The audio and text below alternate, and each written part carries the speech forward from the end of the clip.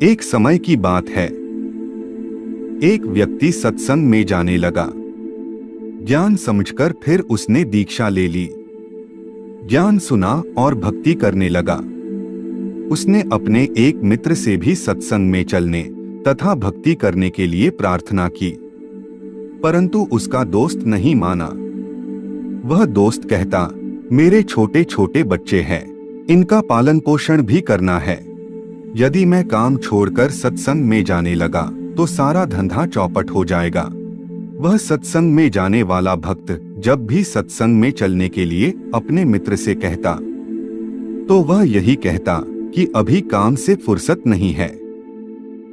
एक वर्ष पश्चात उसके मित्र की मृत्यु हो जाती है तो उसकी अर्थी उठाकर कुल के लोग तथा नगरवासी चले, साथ साथ सैकड़ों नगर मोहल्ले के व्यक्ति भी साथ साथ चले। सब बोल रहे थे कि राम नाम सत है, सत बोले गत है। वह उसका मित्र भक्त कह रहा था कि राम नाम तो सत है, परंतु आज भाई को फुर्सत है।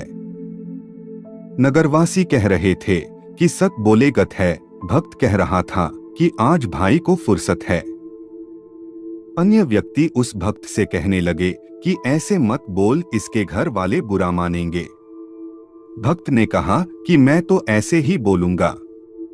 मैंने इस मूर्ख से हाथ जोड़कर प्रार्थना की थी कि सत्संग में चल, कुछ भक्ति कर ले, लेकिन यह कहता था कि अभी फुर्सत अर्थात खाली समय नहीं है।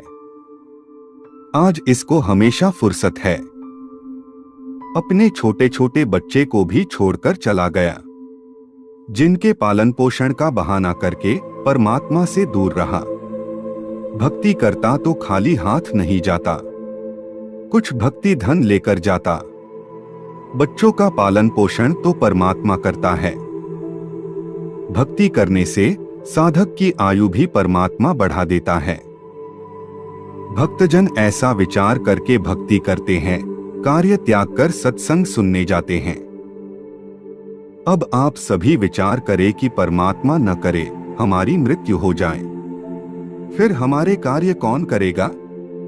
अगर हम यह मान लेते हैं कि हमारी मृत्यु हो गई, हम 3 दिन के लिए मर गए, यह विचार करके सत्संग में चलें, अपने को मृत मान लें और सत्संग में चले जाएं। वैसे तो परमात्मा के भक्तों का कार्य बिगड़ता नहीं, फिर भी हम मान लेते हैं कि हमारी गैरहाजिरी में कुछ कार्य खराब हो गए। यदि वास्तव में ही मृत्यु हो गई तो हमेशा के लिए कार्य बिगड़ गया, फिर कभी ठीक करने नहीं आ सकते। इस स्थिति को जीवित मरना कहते हैं। इसलिए समय रहते हुए सत्भक्ति करके अपना मोक्ष करवाएं।